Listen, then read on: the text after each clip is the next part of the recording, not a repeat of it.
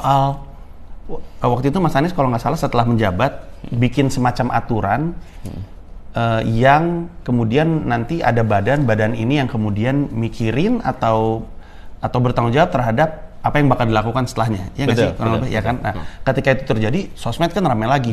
Katanya mau berhenti reklamasi, kalau malah bikin gitu-gitu kan. Itu kan gampang dijelasin bahwa dari dulu dibilanginnya, kecuali mereka yang terjebak dalam gelembung bias yang kita pernah bahas di video saya sebelumnya, di akhir video saya kasih linknya.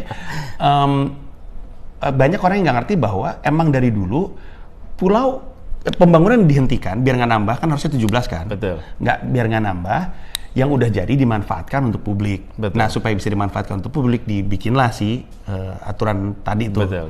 Nah, dan badan itu sebenarnya dibuat bukan hanya untuk mengelola yang sudah ada, tapi untuk nyabut izin.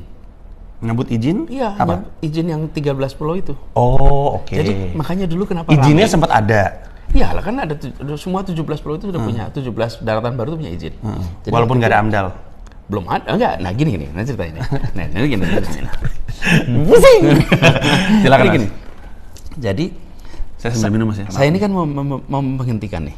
Ini kan pertarungannya bukan di sosmed, bukan di media, ini pertarungan legal kan. Jadi saya cari celahnya apa ya? Celahnya apa ya? Supaya saya bisa cabut tanpa bisa digugat.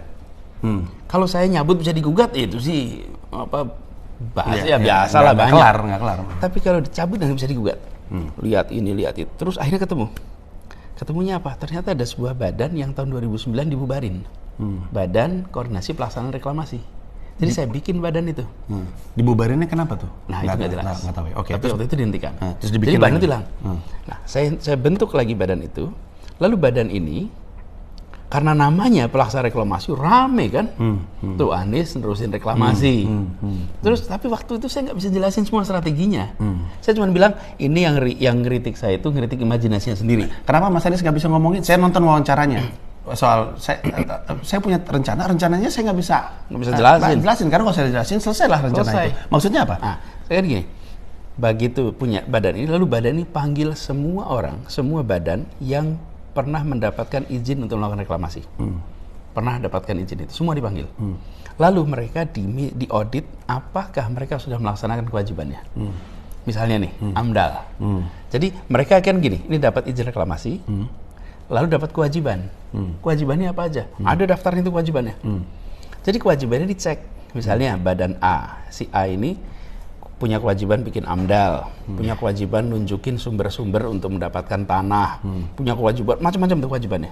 Diaudit, dilaksanakan tidak? Ternyata kewajibannya nggak boleh dilaksanakan. Karena tidak dilaksanakan, maka izinnya dicabut. Nah kalau saya jelasin dulu sebelumnya, pada nggak datang. Gimana? Oh gitu. Mereka pada nggak datang, tahu mau dicabut. Iya. Jadi begitu semuanya datang lapor, saya bilang, ya sudah dicabut. Terus ketika dicabut nggak bisa marah ke kita. Kenapa? Orang lu nggak ngikutin? Lu Anda nggak ngikutin kewajiban kok. Karena itulah celahnya yang membuat kita nggak ada tuntutan. Dan kalau ditanya, bukan salah kami loh. Kami dulu memberikan izin. Negara nih kasih izin. Anda nggak jalanin, ya udah kita cabut. That's it. Beres.